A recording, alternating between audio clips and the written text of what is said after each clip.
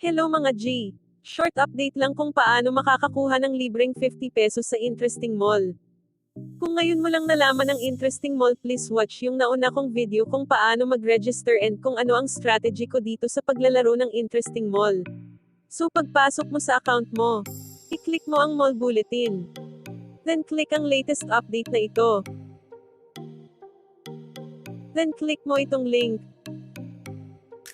Then mapupunta ka sa Telegram account nila. Kung meron kang Telegram account ay pwede kang mag-join at mag-subscribe para updated ka sa mga latest news and activity codes na nilalabas ng Interesting Mall. Kung wala naman ay i-click mo lang ito. Then dito mo mababasa ang mga activity codes na binibigay ng Interesting Mall para makatanggap ng libreng pera. As you can see mga G, nakapaglabas na sila ng 50 pesos noong July 17. At limited lang sa 1,000 na tao ang nakakuha ng unang activity code na nilabas nila.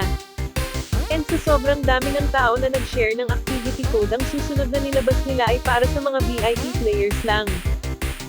Para maging VIP ay panoorin mo lang yung isang video ko na ilalagay ko dito ang link at sa description.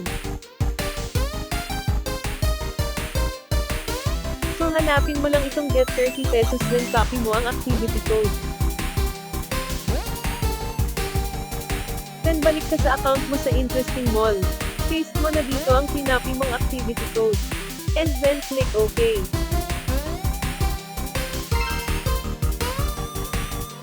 Now balik ka ulit doon sa Telegram account. Then copy mo naman ito to get additional 20 pesos. Then back again sa Interesting Mall account. Same procedure lang. Paste activity code and click OK. Ayan lang muna ang updates ko for now.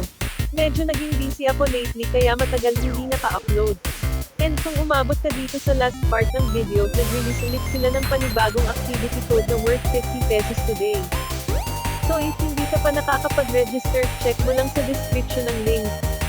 Salamat and I love you mga G!